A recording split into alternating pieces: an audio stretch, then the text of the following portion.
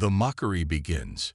Captain Elena Vasquez stood on the observation deck of Jupiter Station, watching the gas giants swirling storms through reinforced glass. She had been stationed here for 3 years, monitoring deep space for any signs of alien life. Today, her instruments finally detected something that made her heart race with both excitement and terror. 3 massive ships appeared on her screens, each one larger than anything humanity had ever built. The vessels moved with impossible grace through space, their hulls gleaming with technologies that seemed to bend light itself. Elena's hands trembled as she activated the station's communication array. "This is Captain Elena Vasquez of Jupiter Station to unknown vessels," she transmitted. "Welcome to our solar system. We come in peace and hope to establish friendly relations." The response came immediately, broadcast on every frequency simultaneously. 3 distinct alien voices filled the station's communication center, each speaking perfect English, despite never having contacted humans before. The first voice was smooth and melodic, like wind chimes in a gentle breeze. "I am High Arbiter Zephyr of the Zephyrian Empire. We control the spiral arm you call Andromeda, along with 47 lesser galaxies." The second voice sounded like crystals singing in harmony. "I am Prime Facet Crystallux of the Crystalline Hegemony. Our domain spans 63 galaxies, and our fleets number in the millions." The third voice was a whisper that somehow filled the entire room with dread. "I am the Shadow Speaker for the Collective of Endless Night. We have consumed the light of 79 galaxies and turned their worlds into perfect darkness." Elena felt her throat go dry. These beings spoke of galaxies the way humans talked about cities. She forced herself to respond with as much dignity as she could manage. "I am honored to meet representatives of such great civilizations. What brings you to our humble solar system?" The 3 aliens began to laugh. It was not the kind of laughter that Elena had ever heard before. Zephyr's laugh was like a tornado tearing through a forest. Crystallux's laugh rang like 1,000 crystal bells shattering at once. The Shadow Speaker's laugh was the sound of stars dying in the cold void of space. "Did you hear that?" Zephyr said to his companions, his melodic voice now dripping with contempt. "The Dirt Dweller thinks we came here to make friends." "How precious," Crystallux replied, his crystal voice tinkling with amusement. "These stellar infants believe they are worthy of our attention as equals." The Shadow Speaker's whisper carried infinite malice. "They barely learn to leave their single world, and already they dream of standing among the rulers of creation." Elena felt anger building in her chest, but she kept her voice steady. "We may be young as a spacefaring species, but we are eager to learn and contribute to the galactic community." This only made the aliens laugh harder. "Contribute." Zephyr's ship moved closer, its massive hull blocking out the stars. "What could you possibly contribute, little ground crawler? You have barely reached your own moon." "We have colonies on Mars and the asteroid belt," Elena replied, trying to maintain some dignity. "Colonies?" Crystallux's voice rang with mock wonder. "They have colonies on 2 barren rocks and think themselves conquerors of space. How utterly charming." The Shadow Speaker's whisper grew colder. "We have civilizations that were building star bridges when your species was still afraid of fire. What could you possibly teach us?" Elena's training had prepared her for many scenarios, but not for this level of casual contempt. "Perhaps we could learn from each other. Humanity has always believed that diversity of thought leads to greater innovation." "Innovation?" Zephyr's laugh became cruel. "You steal basic fusion technology from our mining probes and call it innovation. You copy gravity manipulation from our crashed scouts and claim it as your own achievement." Elena's blood ran cold. The aliens knew about humanity's greatest technological breakthroughs, the discoveries that had allowed them to finally reach the outer planets. Those breakthroughs had not been stolen, but apparently the aliens saw things differently. "Let me explain something to you, infant species," Crystallux said, his crystal voice taking on an educational tone that somehow made the insult worse. "We have been traveling between galaxies for longer than your entire world has existed. We have seen 1,000,000 species exactly like yours rise from their muddy planets thinking they were special. And do you know what happened to all of them? The shadow speaker whispered. Elena did not want to know, but she asked anyway. What happened? They learned their place. All three aliens said in unison, their voices creating a horrible harmony. Zephan's ship projected a holographic display that filled the space around Jupiter Station. It showed hundreds of worlds, all with different alien species, but they were not free civilizations. They were work camps, mining colonies, and factory worlds where alien beings toiled under the watch of their galactic masters. Some species choose wisdom, Zephan explained. They bow their heads, accept their role as servants, and live to see their children grow up. Their worlds become productive parts of our empires. Crystallix's display showed different worlds, these ones empty and lifeless. Other species choose foolish pride. They believe their brief existence gives them the right to stand against civilizations that ruled the stars before their sons were born. These worlds become cautionary tales. The shadow speaker's display was the most terrifying of all. It showed worlds wrapped in eternal darkness, their populations transformed into something that was no longer quite alive. And some species are so stubborn that they must be modified. These ones learn to love their new existence in the shadows between stars. Elena stared at the displays, her mind racing to process the implications. These three empires controlled most of the known universe, and they saw humanity as nothing more than another primitive species to be cataloged and categorized. What do you want from us? She asked, though she already knew the answer would be terrible. Want? Zephan's voice carried mock surprise. We want nothing from you, Dirt Dweller. You have nothing we need, but we cannot allow you to spread through space like some cosmic disease. Your species will join our empire as workers, Crystallix explained with the patience of a teacher speaking to a slow child. Your strongest will mine metals on airless worlds. Your smartest will maintain machines too simple for our own people to bother with. Your most creative will design entertainment for our citizens. The shadow speaker's whisper was almost gentle now, which made it infinitely more frightening. And your children will be raised from birth to know their proper place in the universe. They will thank us for saving them from the delusions of independence. Elena's hands clenched into fists.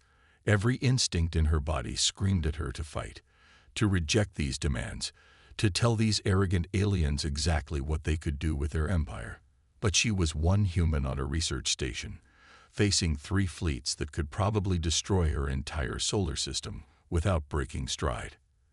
And if we refuse? She asked. The three aliens laughed again, but this time their laughter was brief and businesslike. Then your species joins the cautionary tales, Zephan said simply. We are not unreasonable, Crystallix added. We understand that primitive species need time to accept reality. You have 60 of your local days to make your decision. The shadow speaker's final words carried the weight of absolute certainty. Choose slavery or choose extinction. There are no other options for dirt dwellers who reach too high. The three massive ships began to withdraw from Jupiter's orbit, but their parting message echoed through every communication device in the solar system. 60 days, Zephan repeated. Send your answer to these coordinates when you have learned wisdom. Remember, little ground crawlers, Crystallix added, pride is a luxury that only the strong can afford. The shadow speaker's whisper followed Elena all the way back to her quarters. We will be watching. We will be waiting. And we will be laughing. The alien ships disappeared into faster-than-light travel, leaving Jupiter Station alone with the terrible knowledge of what was coming. Elena sat in her captain's chair, staring at the empty space where the most powerful beings in the universe had just delivered humanity's death sentence with casual indifference. Her first priority was to get word back to Earth. Humanity had 60 days to decide between slavery and extinction. But as Elena began composing her report, something deep in her mind refused to accept those as the only options. She was human, after all, and humans had never been very good at learning their place. The message reached Earth 12 hours later, transmitted through quantum communication arrays that suddenly seemed primitive compared to the technology she had just witnessed. Alina's report landed on the desk of President David Kim in the middle of the night, but within an hour, every major world leader was awake and reading the most important document in human history. The species that had laughed at them thought they knew what humans would choose.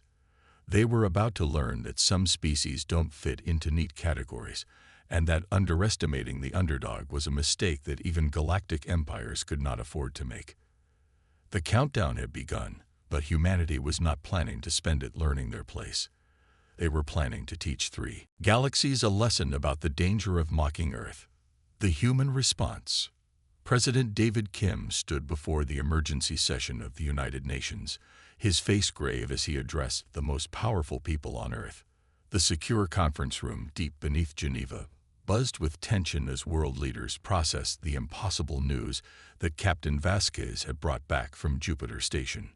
"Ladies and gentlemen," President Kim began, his voice steady despite the weight of what he was about to say.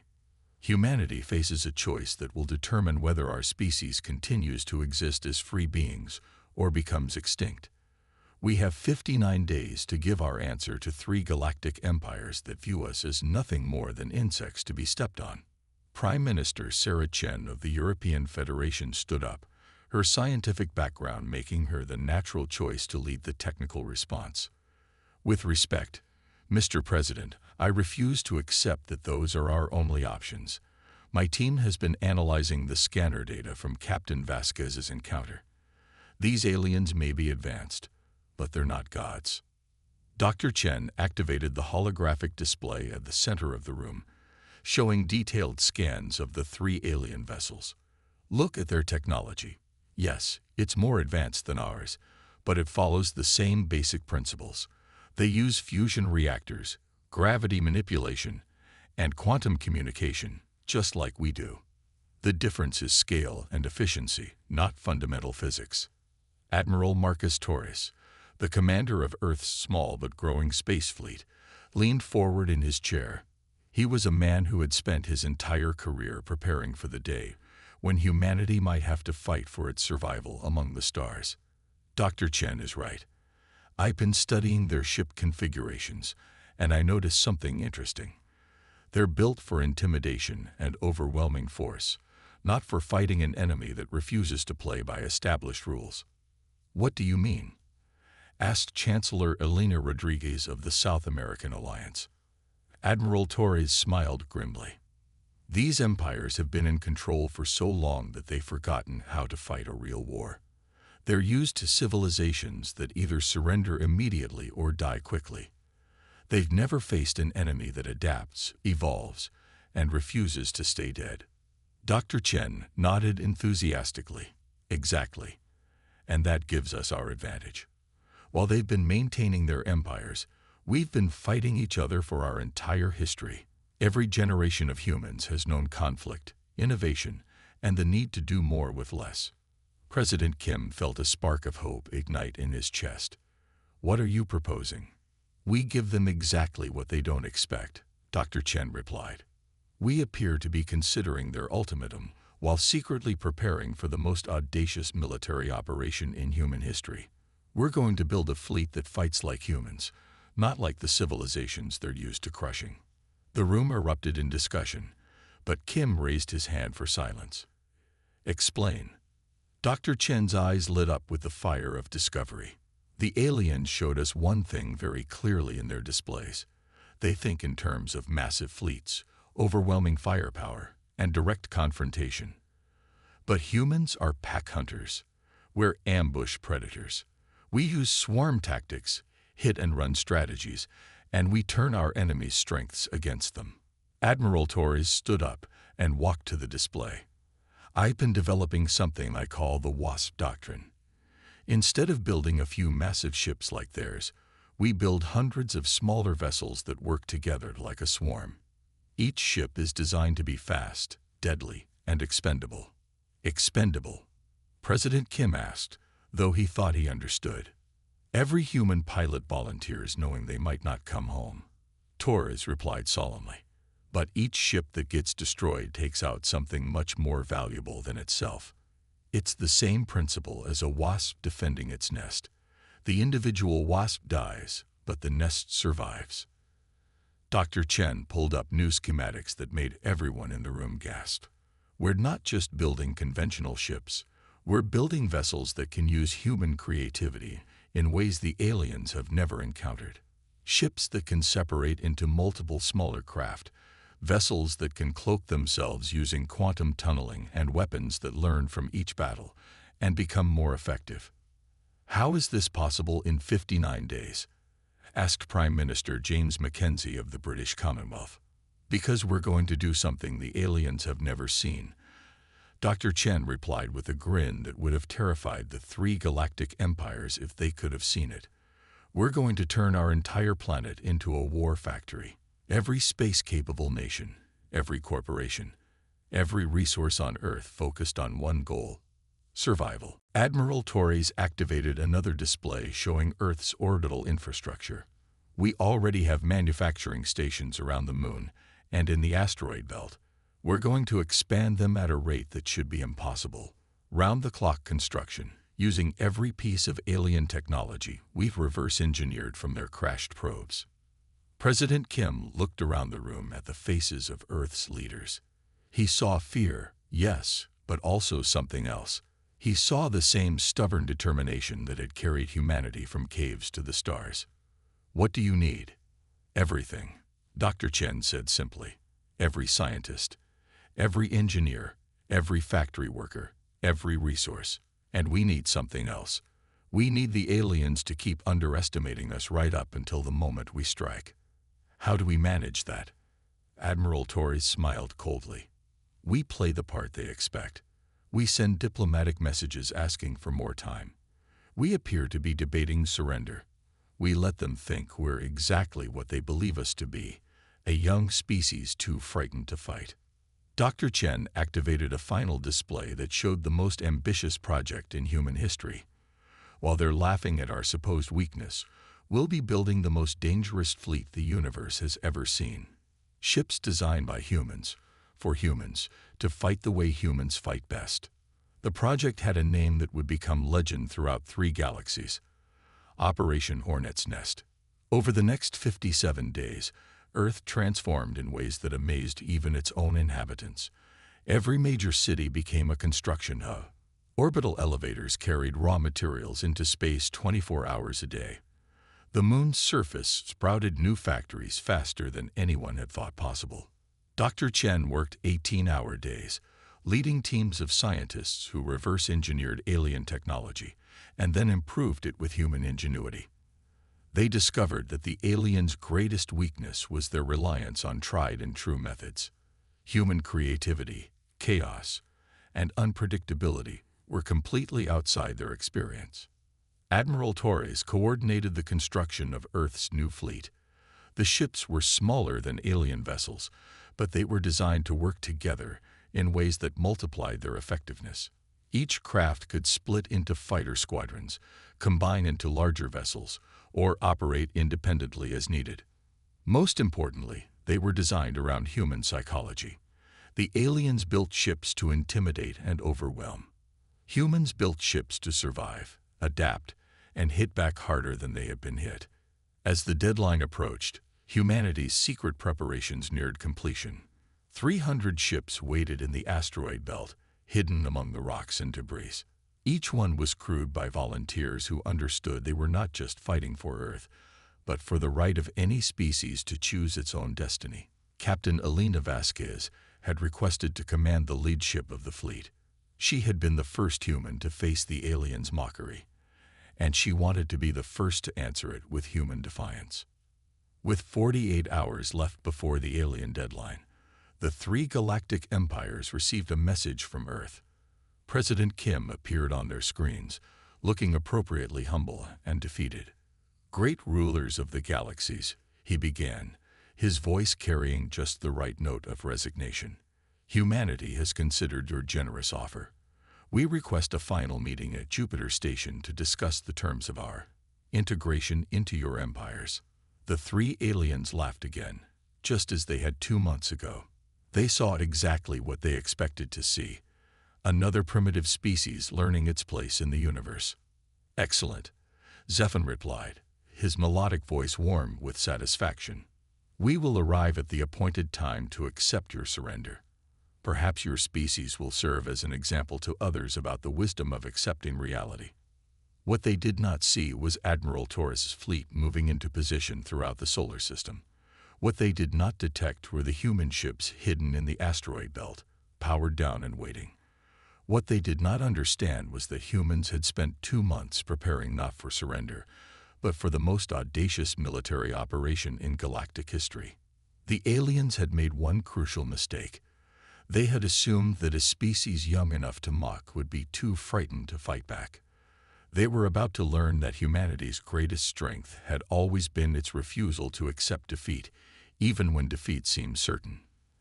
As the 3 massive alien fleets approached Jupiter Station for what they expected to be humanity's formal surrender, Captain Vasquez sat on the bridge of her new ship, the UES Defiant. Around her, the crew prepared for battle with the quiet professionalism of people who knew they were about to make history. "Admiral Torres to all ships," came the voice over the communication channel. "Remember, we're not just fighting for Earth. We're fighting for the right of every species in the universe to choose its own path. Today, 3 galaxies learn that some creatures don't know how to surrender."